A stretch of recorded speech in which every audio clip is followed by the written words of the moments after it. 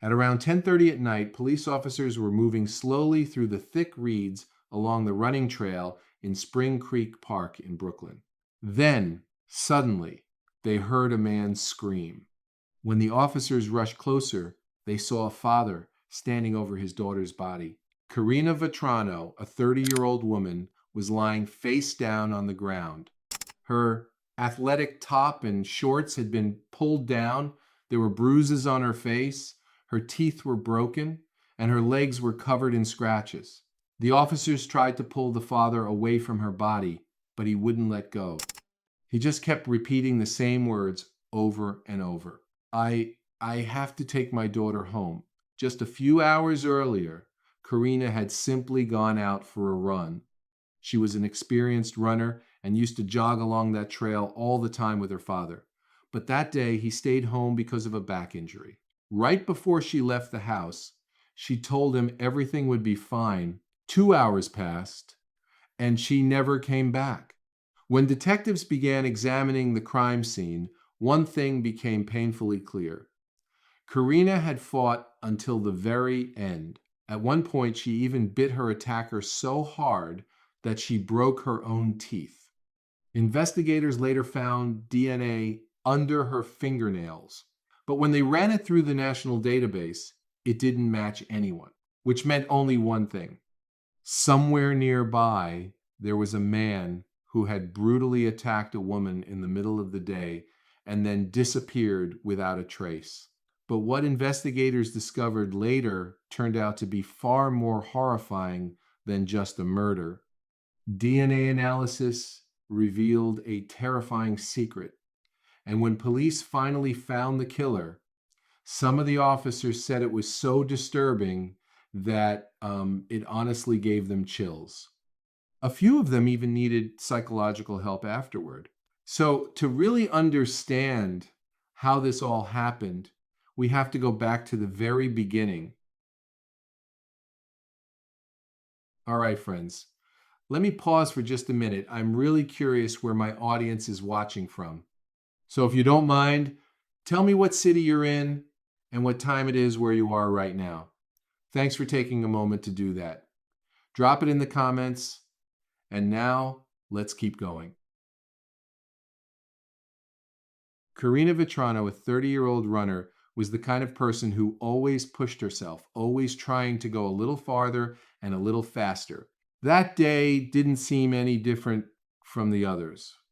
At around 5 in the afternoon, she stepped out of her house to go for a run near Spring Creek, a quiet area that's part of East New York in Brooklyn. Spring Creek is a natural preserve that covers about 2 square miles. It's full of overgrown patches, tall weeds, and thick brush. The place sits just a few blocks from the home where Karina lived with her family. Most of the time, she ran there with her father, Phil, a retired firefighter. But that day, he stayed home because of a back injury. Phil felt uneasy about her going there alone. The area was pretty isolated, and he told her he didn't think it was a good idea for her to run there by herself. "Don't worry, I'll be fine," she told him. Just a few minutes before heading out for her run, Karina took a quick selfie. In the background of the photo, you can actually see her mom, Kathy, walking past behind her. Then Karina left the house. Phil later said that about 45 minutes after she walked out the door, he suddenly had this uneasy feeling, like something just wasn't right. By then, almost 2 hours had passed. Karina still hadn't come home. Phil tried calling her over and over again, but she never answered. So he reached out to a childhood friend of his who was working with the New York City Police Department at the time. A patrol car was sent to the area to look for her.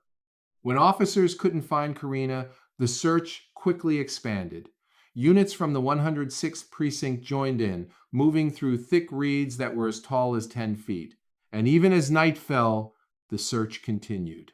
When we were going along the trail and checking the area, there was this really strong sense of unease, said NYPD Detective Barry Brown. At one point, someone even said out loud, "This doesn't feel right." Phil was also helping police during the search. using the geolocation signals from Karina's phone. Investigators eventually moved toward a marshy area about 15 feet off the running trail. Local residents had raised concerns about that area before. The tall weeds there had long been considered a safety problem for the community. At around 10:30 that night, officers suddenly heard a man screaming and immediately ran in that direction. It was Phil. He had found his daughter's body lying face down on the ground. Officers had to physically pull him away because he just couldn't let her go. He kept repeating that he needed to take her home. Detectives, including Barry Brown and Lieutenant John Russo, determined that Karina had bruises on her face and multiple injuries. Her teeth were broken, and there were abrasions on her legs. Her athletic top and shorts had been pulled down. Police said there was evidence pointing to sexual assault. Karina had fought her attacker so fiercely that she bit him with such force that she broke her own teeth. Investigators also noticed that one of her hands was tightly gripping grass, which suggested she may have been dragged across the ground. The chief of detectives, Boyce, later said it was obvious that she fought until the very end. The Office of the Medical Examiner later performed an autopsy and determined that her death was a homicide caused by strangulation. While the killer was choking her, he pressed his hand against her neck so hard that police could actually see the imprint of his hand. Phil later said he felt like it was somehow meant to be him who found her. She led me to her. She needed her dad to be the one who found her. There's no doubt about that, he said. It's one of the most intense and difficult crime scene searches in recent years. The view from Chopper 2 shows the demanding scope of the task. We have a very active crime scene in a very remote area. So we're searching this as best we can in a very tough condition. The grass is very high. We're using machetes to search for additional evidence wherever we go. Thursday, dozens of detectives fanned across Howard Beach, interviewing landscapers and home improvement workers. They're just asking us what time we shut up and were you working Tuesday. They want this guy, whoever he is. I hope they get him. Tonight, teams of search crews continue to tackle the dense weeds 300 feet at a time. First, hacking away by hand with machetes. They don't want to damage any possible clues as they clear the area. We're clearing a very vast area in the back adjacent to the crime scene, and we're conducting a search for evidence. The mother and father are just visibly shaken. They want closure. They want justice. They want to be able to bury their daughter with dignity. We all jog and we all walk out here and enjoy, the serenity. And now I'm afraid to go out. At his latest briefing, the chief of detectives calling this case, quote, a severe community threat and taking the following steps. A 6-month review of all Parks Police activity in the area, collecting information from the police department's sex offender monitoring unit, and continuing with their cell phone tower investigation. But so far, just the possibility that the killer may not have been someone Karina Vetrano knew, well, it certainly leaves residents on edge. My concerns is that, if it's somebody that lives in the area, that he might do it again. Karina's father described Karina Vetrano as cheerful, driven, and successful, the kind of daughter every parent dreams about. Even though she was only 4 feet 11 inches tall, her personality was incredibly strong. She was very intelligent and had earned a master's degree from St. John's University. While still living with her parents, she worked as a speech therapist in Manhattan, helping children with disabilities. According to her friend Erica, Karina was like a spark, a tiny firework of energy with this contagious laugh that could fill an entire room. Besides her job as a speech therapist, she also worked part-time as a promoter at a club in Astoria, where she invited guests and earned a percentage from the revenue generated by VIP services. Friends also told investigators about a man named Paul, an employee at the nightclub where Karina worked. They said he had made unwanted advances toward her and would become aggressive when she rejected him. At one point, they believed he might even have been stalking her. However, police later ruled him out as a suspect after confirming that he was at work at the time of the murder. And the more investigators looked into the case, the more it started to seem like this might have been a random killing carried out by a stranger. We are still in the process of crime scene collecting evidence right now. We will be out there for several days. That is a remote area. We have crime scenes set up there, and we plan to chop down just about every weed in that location until we satisfied that we got all the evidence. Now, we have a lot of forensic evidence acquired so far, but we're not getting a lot of Crime Stopper tips. We have 3, and they're all pretty generic. So we have since raised the reward up for $10,000 for any information. That is a very strong community. I'll be out there as soon as I leave here. We've got nothing but support from everybody out there. We hope to have more information. Now, this is a remote area. Young lady was running, still daylight, so hoping somebody saw something going into the park. Thus far, we don't have a lot of leads on this right now, but we're still collecting evidence. The evidence that we've collected thus far is in the Office of Chief Medical Examiner. We're hoping to get it up on a DNA profile in the next couple of days. We have them, I tell you, we have them often in this city. No one is this subject of murder. They're usually late at night. If we have them on the street, rape 1, where stranger rapes are down in this city. Nonetheless, we still get them. This type of incident where you have a jogger in a park, in a recreational center, in daylight hours is extraordinarily unusual.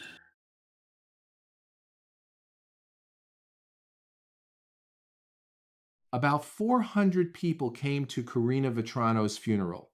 Among them were several members of the New York City Fire Department. She was full of life, Phil said during his farewell speech. She lived every single day like it was her last, putting as much life as she could into every minute. In just 30 short years, she accomplished more than some people do in an entire lifetime. And we weren't just father and daughter, we were like one and the same. She was a beautiful girl, young. I didn't know her. But it's sad. I'm going to address the coward. Whoever killed her daughter, Karina, for the first time since the brutal murder, the Vetranos spoke with reporters outside of their home. You know that my daughter was a force to be reckoned with.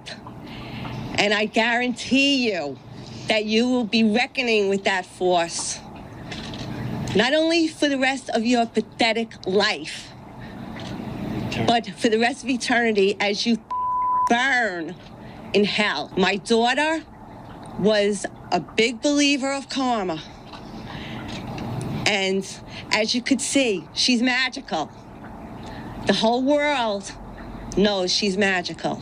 And I guarantee you, you will pay forever. Justice will be served, okay? That's why we have the PD. That's why we have God. Justice will be served. Investigators were not able to recover usable DNA from the sexual assault evidence kit. However, they did manage to build a DNA profile using material found under Karina's fingernails, as well as on her cell phone, which was discovered just a few feet from her body. Her murder deeply shook the tight-knit community, and many people were living in fear, trying to understand what had happened. Thousands of people also donated money to a reward fund for information that could help identify the killer. Police contributed $25,000, the mayor's office added another $10,000, and the remaining funds were raised through GoFundMe. They're tracking everything down. But what we need for someone to say, hello, I know the guy. That's what we're looking for. If I wake up and there's nothing for me to do, that's when the bottom's going to drop out. So I have to stay involved every day in every way. Today it's this. This is keeping me alive today. A tractor with an industrial mower was brought to the crime scene, along with dozens of police officers from different units. Because the land where Karina's body was found was under federal ownership, the New York City Police Department asked the FBI for assistance. Federal agents supported the investigation by providing additional resources. They even used drones to survey the area from above. Police also said they checked a homeless encampment located more than 1 mile from the crime scene, but investigators eventually concluded it was likely not connected to the murder. They also questioned registered sex offenders who lived nearby, along with several people known to spend time living inside the park itself. To increase the resources dedicated to the investigation, the NYPD created a special task force. It included 2 detectives from each of the 8 units of Queens South. At the same time, officials had to address safety concerns inside the park. A federal officer explained that the large area where Karina was killed was only monitored around the perimeter, and even those checks were irregular throughout the day. The same officers were responsible for patrolling parts of Gateway National Park in Brooklyn and Queens, which also includes Spring Creek. This is a serious challenge for us. We've talked about it with the community before, and honestly, it's no secret, said the commander of the U.S. Park Police District. Investigators said that with no eyewitnesses, their most important lead was the DNA profile. That profile had already been checked, but at that moment, it still hadn't produced a match in the national database.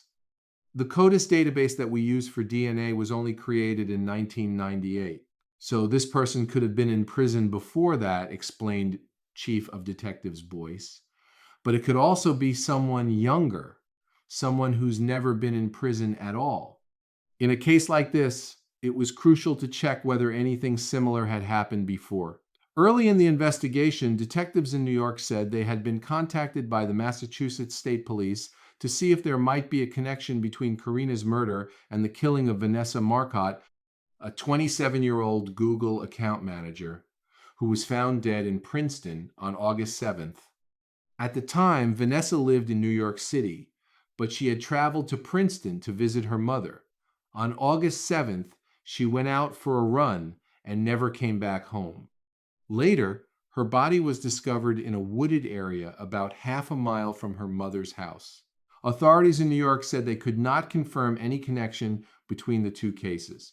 Still, they emphasized that investigators would continue checking every possible lead. Chief of Detectives Boyce said investigators still believed Karina's murder was random. Their main theory hadn't changed.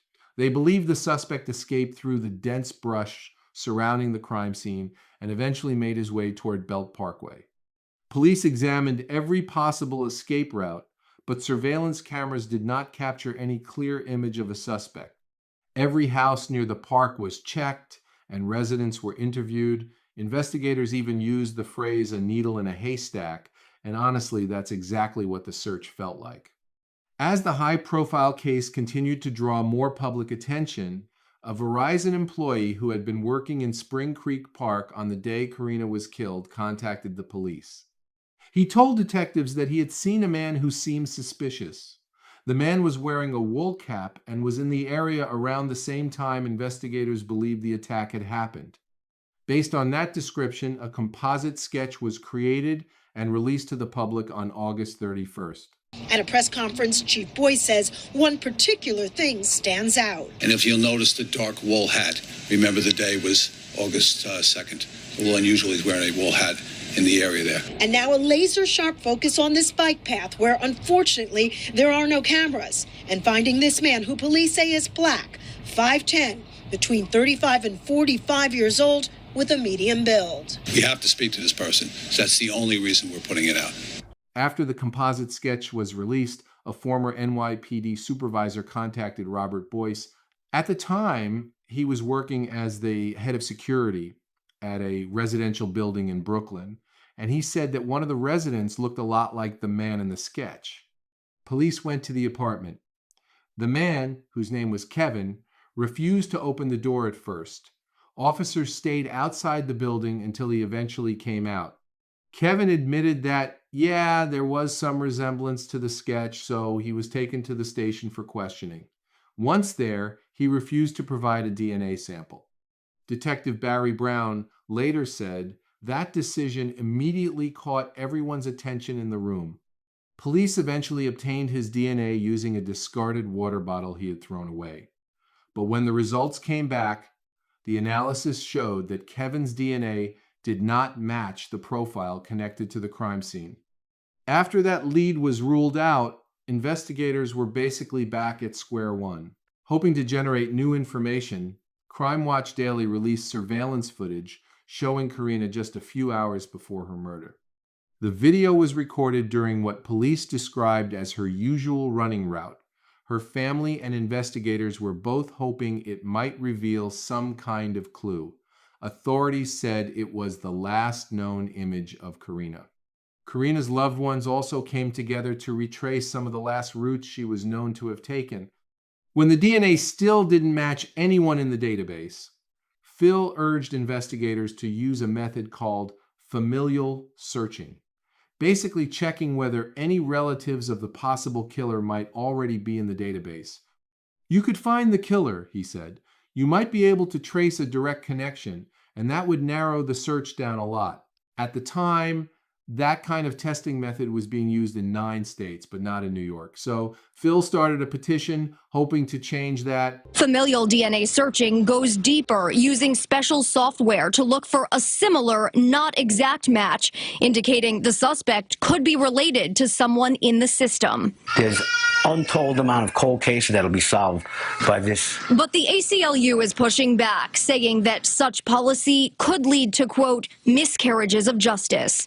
Well, I think they're just ignorant of the facts that we are just targeting criminals.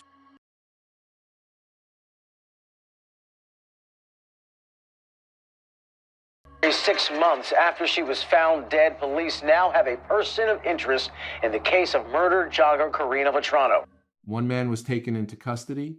The next day, he was officially arrested, and he said, "Please tell my mom I'm sorry. Could I speak with someone from the victim's family? I'm sorry for what I did." The events that led to that moment actually began about a month earlier, after weeks and months had passed without any major breakthroughs in the investigation.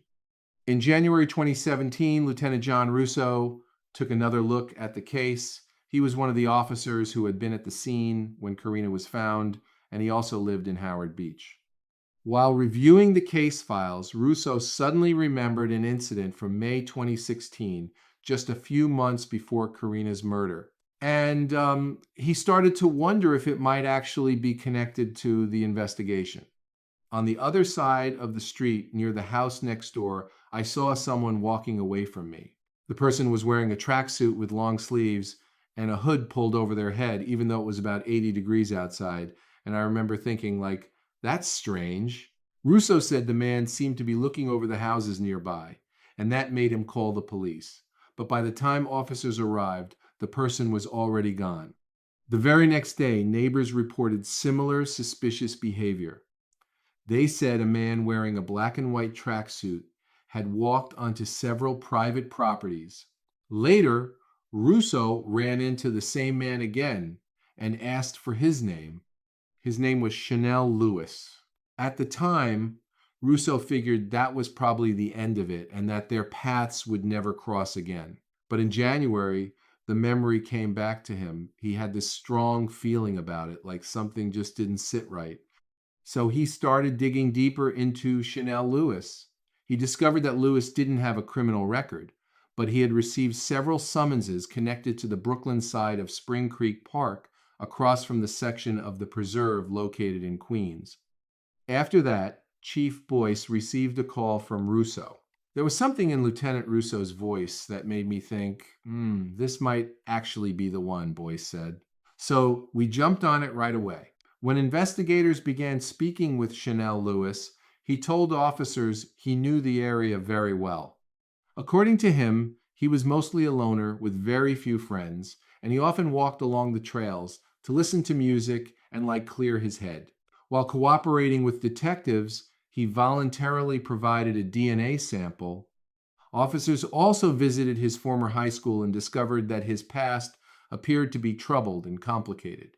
According to news reports, while he was still in school, he once told a teacher's aide that he wanted to stab his female classmates. "I want to stab all the girls." According to reports, he said that on May 17th, 2011, when he was 15 years old. Sources also said that at one point he allegedly asked What would happen if I brought a knife to school? Sources said the school notified the police and he was taken into custody as a person with emotional disturbances. He was transported to Kings County Hospital Center for evaluation and later released. The following month, according to reports, school staff contacted law enforcement again after he allegedly cursed at a female student and threatened her and her family. He was once again taken to the hospital and later released. One tabloid article also claimed that he had been diagnosed with paranoid schizophrenia, but that information appears never to have been independently confirmed. During research into the case, that claim only appeared in an article from the New York Post. In September 2011, he was reportedly transferred to a private school for students with emotional and behavioral difficulties. Former classmates later said he was known as a loner and was often bullied at school. They used to beat him all the time, one student said. Even girls would pick on him and hit him. He didn't have any friends. Another former student said that sometimes he tried to fight back, but that didn't happen very often.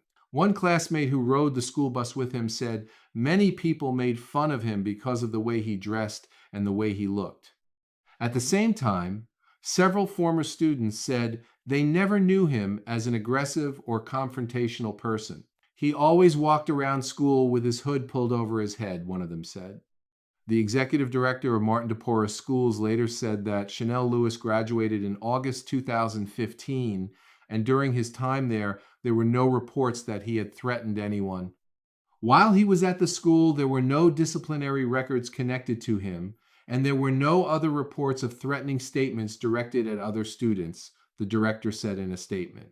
Chanel's father stood up for his son, but at the same time he pointed investigators to one important detail. He told detectives that his son couldn't have committed the crime because the day after the murder he had taken him to the hospital. Chanel was treated there for a hand injury. He said he had gotten it during a fight. After checking local hospitals, detectives managed to find the doctor who had treated him. According to Detective Barry Brown, the doctor said he had removed a foreign object from Chanel's hand. The DNA sample taken from Chanel's voluntary swab was then run through the system, and it matched the DNA found at the scene of Karina's murder. That foreign object removed from Chanel's hand was now believed to be a fragment of Karina's broken tooth, which had snapped off when she bit him. I'm Detective Deal. We are located at the 107 Precinct, second floor, Detective Squad area. Today's date is February 5th, 2017. Time is approximately 10:33 a.m. And I'm activating the tape this time. Now that I've advised you of your rights, are you willing to answer questions? Okay. Yes? Okay. All right. All right. Chanel, why don't we start with, I think it was a Tuesday evening on August 2nd, 2016. Do you remember that date and that evening? Mm-hmm. All right. And where were you at that time? I was in at the Gateway and Spring Creek Mall. Okay, by Gateway and Spring Creek Mall? Spring Creek Park. Park? Yeah. All right. Were you inside the park? Yeah. Okay. And was anyone with you, or were you by yourself? By myself. All right. About what time did you get to the park? About 5 o'clock. And were you on a trail or you in the grass? On the trail. Okay. Now, while you were in the park, did something happen? Yes. What happened while you were in the park? While in the park, there was this girl jogging, and then one thing led to another because some other situation. All right. Well, the girl that was jogging, was she by herself or with anybody else? By herself. And when you first saw her, where were you? Were you in the grass or were you on the trail? On the trail. All right. And were you moving or were you standing still? Like I was moving, listening to music. You were walking or jogging? Walking. Walking? And you were walking towards her? I was walking towards and then got side to side and then one thing led to another. You said as she got next to you, when she got next to you as she was running and you were walking, what happened then? And then, because of a past situation, I got angry and then started hitting her and stuff like that. Okay. Before you did, where did you hit her? Like in the face and like in the mouth. In the face and the mouth. Before you hit her, did you grab her or did you just hit her right away? I kind of grabbed her first. Grabbed her? And like, how did you grab her? What part of her body did you grab? Like I started hitting her because of the incident that was going on earlier. Right, but did you grab her before you started hitting her, or was the first thing you did was to hit her? What was the first thing you did? I grabbed her. Okay. And how did you grab her? Like this. Okay. With both hands? Mm-hmm. Okay. And what part of her body did you grab? Do you remember? Her shoulders, her waist, her neck? Do you remember?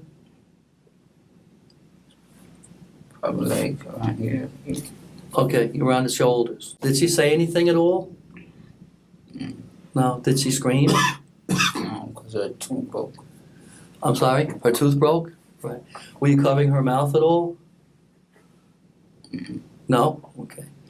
How long would you say you were hitting her for? About how long in time? I mean, The whole thing was like about 5 minutes.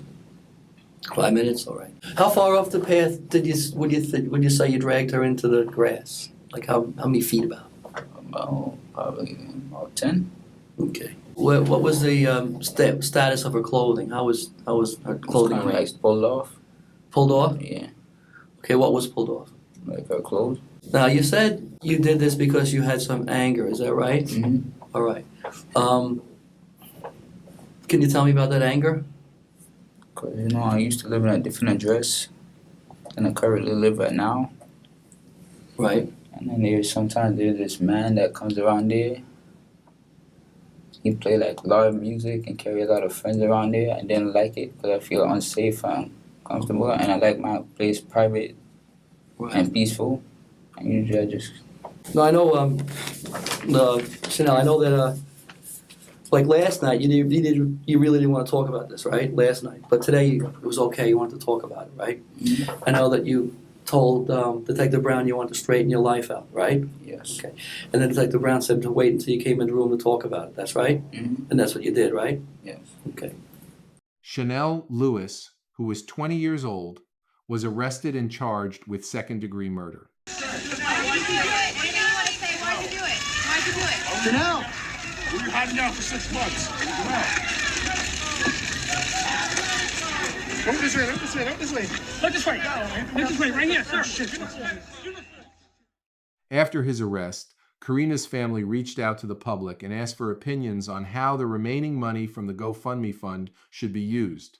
You all made donations, so you all deserve to have a voice, Phil wrote on the fundraising page. Later, Phil said he distributed nearly $300,000, including making a contribution to Archbishop Malloy High School to create a scholarship in Karina's honor. After that, Chanel Lewis was formally indicted by a grand jury on multiple charges. In total, there were 13 counts related to murder and sexual assault connected to the death of Karina Vetrano. He was facing the possibility of life in prison without parole. Lewis pleaded not guilty. Tonight, Lewis's relatives say it's not possible. To the family, I'm sorry for their loss, but they have the wrong person. Richard Lewis is the suspect's father. He's a wonderful young man. Wonderful young man. My brother is a skinny, you saw him on the TV. He's a skinny guy who cannot kill such a strong girl because she's a strong person. He is alone, can never kill a person like that.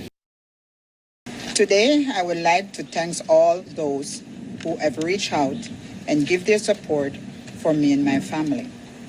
I love my son. I support my son. I raised my son to be a God-fearing man and to respect life. My son is friendly, God-fearing, and would not hurt anybody. My son has a mental health problem and needs help. He's not a criminal and need mental resources. Please respect my family privacy. Please respect my family privacy in this matter and allow my son to get help in due process. Karina's family spent a long time pushing for investigators to start using familial DNA searching in criminal cases. Then, in June 2017, the New York State Commission on Forensic Science agreed to allow that method to be used in investigations involving murder, rape, and certain other serious crimes. The decision was made despite objections from civil rights organizations which argued that the practice could pull law-abiding people into criminal investigations simply because of their family connections. By the time the commission approved the policy, Chanel Lewis had already been arrested. So the decision didn't change anything for Karina's case, but it could affect future investigations. As mentioned earlier, investigators had also looked into a possible connection between Karina's murder and the killing of Vanessa Marcotte. Later, authorities determined that the two cases were not related.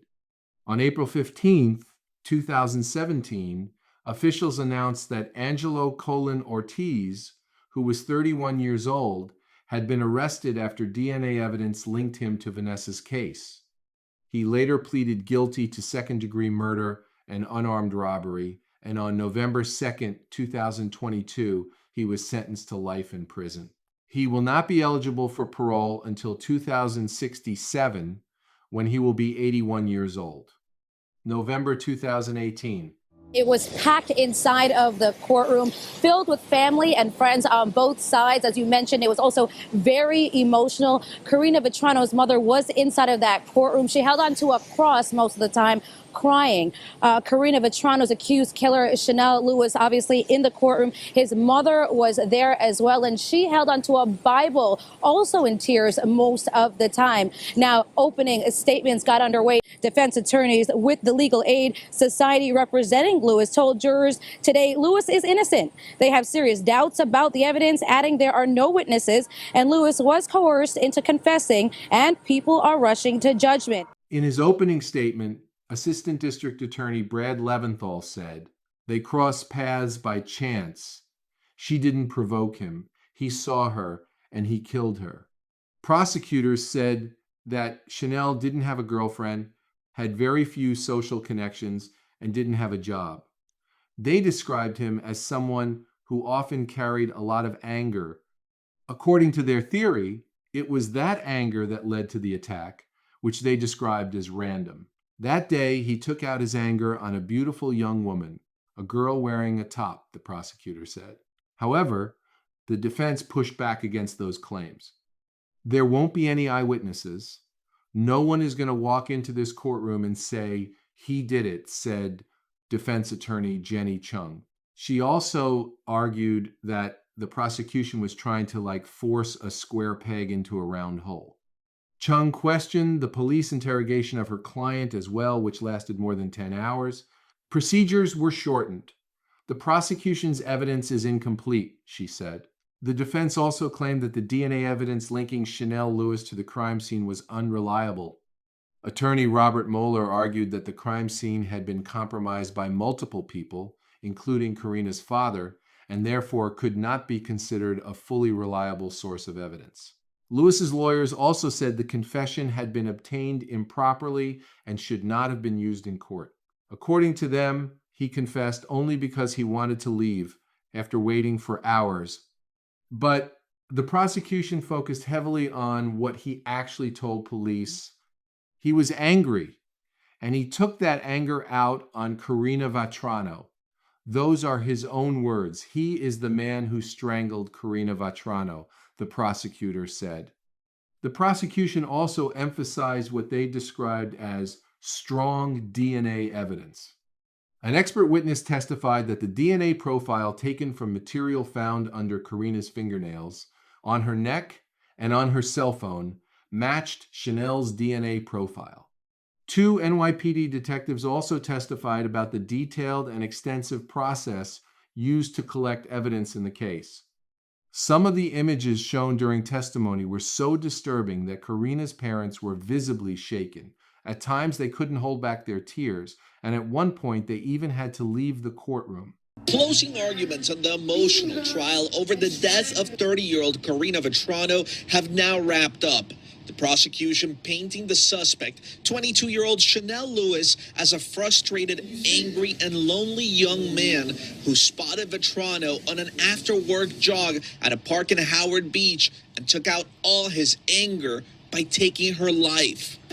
He was mad, and he took out his anger, and he took out his frustrations on Karina, grabbing her, throwing her to the ground, beating her, and strangling her until she was dead. But the defense argued that it was the police department that was frustrated with their 6-month-long investigation that had yet to find a suspect, that Lewis was singled out, and that detectives worked endlessly to fit evidence they had to build a case against him. They never allowed to develop a lot of the evidence to develop a theory. Rather, they just wanted the evidence to fit their theory.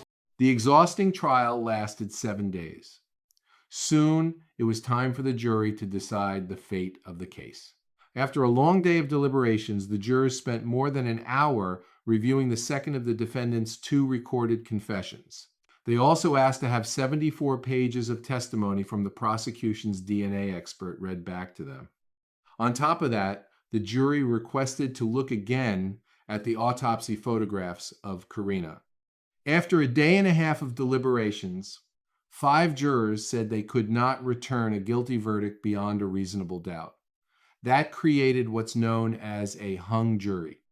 The jurors sent a letter to the judge explaining that they could not overcome their disagreements and had already exhausted every option to reach a unanimous decision. After a full day of deliberations, we remain divided. It seems like we can't move forward anymore. We believe we've exhausted all possible options. Because of that deadlock, the judge declared a mistrial. The parents of Karina Vetrano looking somber and stunned leaving the courtroom. Relatives in tears after the judge declared a mistrial, a ruling which sent shock through the courtroom. Sir, Mr. Vetrano. Just a moment. Stunned silence from the family of Karina Vetrano moments after learning justice would be delayed. Vetrano's family did not speak after the ruling. Lewis's legal team, however, did. The jury is understanding that DNA is not all it, confession is not all it, and there are issues in the case that, as you all see, is much more complex. Is this a win for you? Well, it's not a conviction, so I guess that's a good thing, but closure would be a good thing too. That decision meant the case would have to be tried all over again, which made the legal process drag on even longer. For Karina's family and loved ones, it meant continuing a painful ordeal. They would have to relive the details of the tragedy once again and go through another trial in their search for justice. Prosecutors didn't want to take any chances during the second trial, so they prepared new evidence. One of the key pieces was a detailed record of Chanel's internet searches leading up to his arrest. Among those searches were queries about indictments, plea deals, criminal prosecution, and news reports about Karina's murder. Then, in March 2019, the retrial began.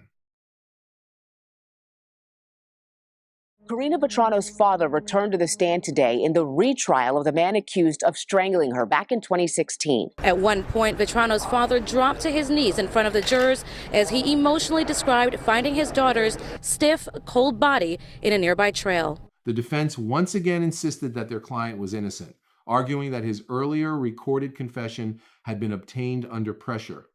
His attorneys also claimed that if he had truly been the killer, his DNA would have been found all over the crime scene in much larger quantities. But the prosecution remained firm. Prosecutors emphasized that the defendant's DNA matched the evidence, and they also pointed to the recorded confessions in which he admitted that he killed her. Then, just one day before the jury was supposed to begin deliberations in the retrial, the defense attorneys received an anonymous letter. It was supposedly written by an NYPD officer who expressed concerns about the investigation. The letter included several allegations about the early stages of the case. Among other things, it claimed that during the first strategy meetings, NYPD Chief Michael Kemper repeatedly said police were looking for 2 strong white men from Howard Beach. Sonny Hostin, A senior legal correspondent for ABC News reported that if the letter turned out to be genuine and the concerns described in it were accurate, it could potentially become grounds for an appeal.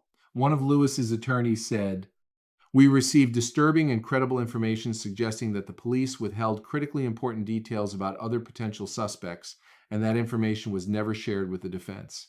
The defense also said it had become known that police approached Lewis to obtain a DNA sample as part of a large-scale sweep that, according to them, showed racial bias.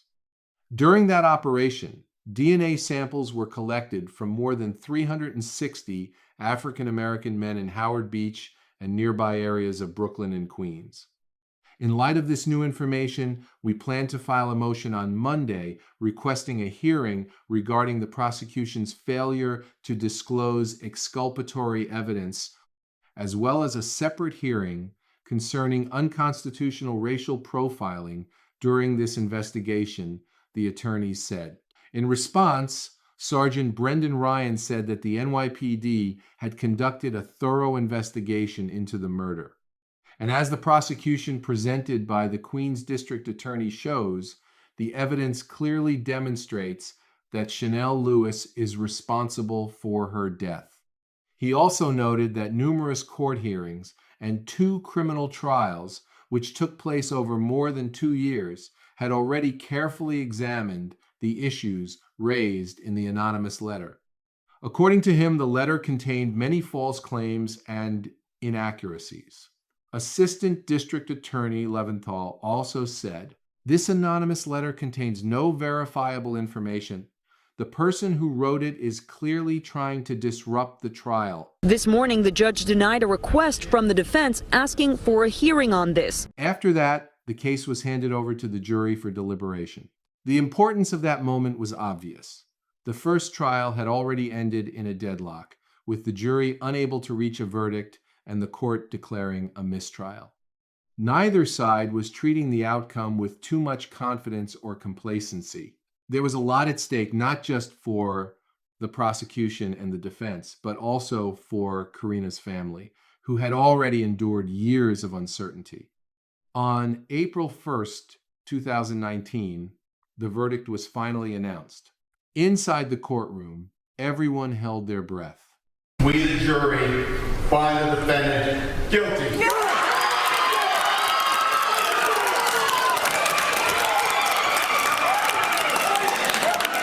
Chanel Lewis was found guilty. A very different response this time around from Vetrano's parents leaving the courtroom. God, tell us what's going through your mind right now. Mrs. Vetrano. Thank you. Keep moving on. Say it again. Thank you, Jesus. Officer, your thoughts? Jubilation. You're not allowed to interview. Justice has been served. I'm thanking those jurors for listening to the overwhelming evidence. All the anger, all the years of pain, but mostly the anger was lifted, it was gone. Lewis lifted his handcuffed hands in a farewell wave to his family and supporters as he was led off to jail. Some of those supporters today say they've followed the case very closely, and a family spokesperson says they question the verdict. How does a young man walk into Howard Beach, murder a young lady that was physically fit, and walk out of Howard Beach without being seen on any camera from the Gateway Mall, any camera in Howard Beach at all? After the guilty verdict was finally delivered, the case once again slipped into a state of uncertainty. Now to a stunning development in the Karina Vetrano murder case. Sentencing for her convicted killer has been postponed because of new claims of juror misconduct. For Karina's family, it was another painful blow and a reminder that even a guilty verdict doesn't always bring an immediate or final sense of closure. It was claimed that one of the jurors accused 3 others of ignoring the judge's instructions about when and how the case was allowed to be discussed. The judge agreed to delay sentencing in order to hold a hearing with the jurors. Queens District Attorney Richard A. Brown later responded to the defense's accusations, presenting a different version of what had happened inside the jury room. In a sworn written statement referenced in the motion, Juror A claimed that Juror B had started expressing conclusions about the case from the very beginning of the trial and continued doing so throughout the proceedings. According to the statement, Juror B told Juror A, "Well, I've already made up my mind, and I hope you have too." After the victim's parents testified on the second day of the trial, District Attorney Brown wrote that those comments from Juror B, identified in the motion as the fourth juror, did not show prior bias. Instead, he said they reflected an emotional reaction to the shocking testimony about the condition of the victim's body. During deliberations, jurors are required to rely only on the evidence presented in court. However, according to a sworn statement, some jurors began bringing up information that had never been introduced as evidence, and some of that information may not have been accurate. Juror D told the others that the absence of the defendant's DNA in samples from the victim's intimate area could be explained by the idea that the body might have absorbed the male DNA. She allegedly told Juror A, "I know this better than you. You're just a man. I was raped." The motion argued that by saying this, the juror had improperly supplemented the evidence presented in court with her own personal experience. Because of that, other jurors may have felt they couldn't question her statement and were forced to accept it as fact. That kind of communication was described as juror misconduct, since she had essentially become an unsworn expert supporting the prosecution. In other words, the jury had stepped beyond the evidence that was officially presented in court. Attorneys from the Legal Aid Society representing Chanel Lewis, Robert Moeller, Julia L. Burke, and Jenny Chung submitted these arguments to the court. However, Juror D denied ever telling the other jurors that she had been a victim of rape. In a sworn statement submitted along with the prosecution's response, she wrote, "I have never been raped, and I have never told anyone that I was raped. As far as I know, during the deliberations, no other juror said that she had been raped either."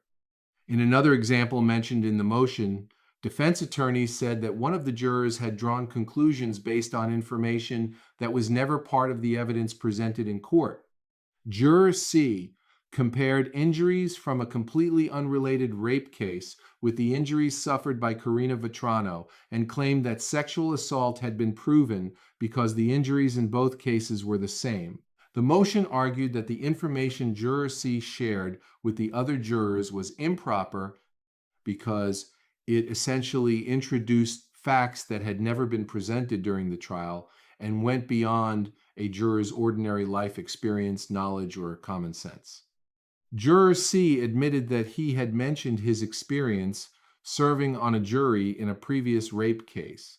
However, he said another juror immediately told him not to do that, and after that he stopped discussing any details from his earlier jury service. According to a sworn statement from one of the jurors, the district attorney defended the jury's actions.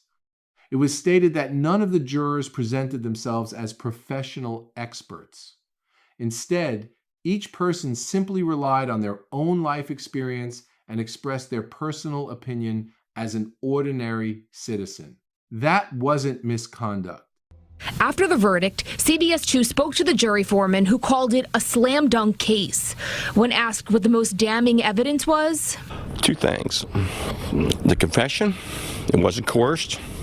DNA was like so overwhelming. He said the jury was unanimous on the murder charges, but there were at least 2 holdouts on the sex abuse charges. However, in another interview after the verdict, one of the jurors who agreed to speak with reporters anonymously said he had felt pressure from other jurors to vote for a guilty verdict. In the end, the judge rejected the claims of juror misconduct. After that decision, the sentencing could finally move forward. April 23rd, 2019. With respect to murder in the first degree, the sentence of this court is that you spend the rest of your natural life in jail without any possibility of parole. It's the moment the family of Karina Vetrano has been waiting more than 2.5 years for, giving passionate testimonies in the courtroom ahead of sentencing for Chanel Lewis, the man who will now serve life in prison for her death. There were no more Merry Christmases, no more Happy New Year's, no more happy birthdays. There is no more pleasure in life, no more smiles, no more happiness. Those were all taken by that convicted murdering rapist. Only my faith in God and my belief in heaven keeps me from killing myself for fear of not being allowed into heaven to see my baby again. Describing his family walking the earth as zombies, just waiting to see Karina, Phil Vetrano told 22-year-old Channel Lewis his daughter had a message for him. She told me that if you stand up here today in court and ask for her forgiveness, tell her you're sorry, she will forgive you. But remember, those are not my words, and I will never forgive you. Her mother brought a piece of Karina into the courtroom. These are Karina's shoes. These are the shoes that she put on the morning of August 2nd as she prepared to work and wore throughout the workday. As tiny as they are, Your Honor, these are the shoes of a giant, a valiant warrior, and a queen. At times, you could see Lewis over her shoulder. The vacant expression you show is merely a reflection of your detached and empty soul. You suffered and died a million deaths every second of every day. You breathed, you ate, you searched your phone for pornography and forcible rape. But God was watching you all the time, Chanel Lewis. The judge added 32 years in prison to the life sentence for second-degree murder and sexual assault. This is a situation where both families have lost, he said. The worst nightmare any parent could imagine: your child goes out for a run and never comes back. One day, you'll see that the people who followed this case will move on with their lives, and you'll be left alone. But I'll tell you this, when that day comes, you'll be behind bars. The defense spoke on behalf of Lewis, and then he said just a few words. I'm innocent. I'm sorry for the family's loss, but I didn't do this. Assistant District Attorney John Ryan said that the defendant in this case had not shown a single drop of remorse for this brutal crime. I hope this sentence brings the family at least some comfort, knowing that after the sentencing, his mother and several supporters gathered outside the courthouse to protest. As the lead prosecutor walked toward his car, people shouted in his direction, "Shame on you! You're racist!" Minutes later, the lead prosecutor emerged in front of the protesters rather than taking an alternate route. And in further protest, they shut down Queens Boulevard for about 2 minutes. No justice! No justice! You saw 2 people arrested there. Some of the groups that they're involved with said they'll take their protests to Howard Beach in the upcoming days and weeks. Meanwhile, Chanel Lewis's legal team is already working on his appeal. Those who believe in his innocence argued that the NYPD was under intense pressure to quickly find a suspect and close the case, and that investigators focused on him because of that pressure. Around 40,000 people signed a petition calling for the case to be reviewed by the Conviction Integrity Unit. Despite the calls for his release and the ongoing public debate, the legal outcome did not change. After 2 trials, 1 mistrial, and years of reviews and disputes, the jury found him guilty and the court issued its final sentence. For the justice system, that verdict marked the formal end of the legal process. In a case filled with complexity and controversy, the conviction brought a legal conclusion, even if it didn't bring emotional closure to a story that had consumed a family, a community, and public attention for years. Karina Vetrano's family says they want her to be remembered for more than just the circumstances of her death. Through scholarships, memorial initiatives, and community efforts, they are trying to keep her name and her story alive in the community she loved. Out of something so tragic and despicable, we have something good coming out of this. We have a scholarship. Amid all the legal battles, appeals, and public debates, one person often faded into the background: Karina Vetrano. Her life, not the legal fight that unfolded after her death, remained the true center of this story. And in the end, that's where this story returns. Karina Vetrano was a daughter, a friend, a young woman building her future. someone who worked with children and filled her days with routine, purpose, and plans. On an ordinary summer evening, she stepped out of her home to do something she had done countless times before. She went for a run, and she never came back. That simple, devastating reality became the heart of this case. How an ordinary moment can suddenly become irreversible. And how the loss of one life can leave a silence that a family, a community, and everyone who followed her story can feel for years. A memorial as beautiful as Karina Vetrano, tucked away in Spring Creek Park, where a butterfly made of stones, an angel, and candles sit. But perhaps the most important fixture of all, her father, who returns here every morning to remember his daughter. It's the only place I could go to get peace. And it might seem strange because right where I'm sitting is where I found her. But I think because it's the only place where I have any control. If she could be here today, or you could speak to her today, what would you say to her? I speak to her every day. Every single day I speak to her. And she speaks to us in volumes. Karina's father says her voice will always be heard, from the sound of the birds here to the writings on her blog. And they plan to find a way to get her work put into a book. How do you think Karina would want to be remembered? Just as she is. Just as everybody sees her. She's special, she was smart, she was beautiful, and she was destined for greater things. And she has achieved that. We don't know what the rest of our life is going to be like. But it's a good feeling to know that now we could move forward.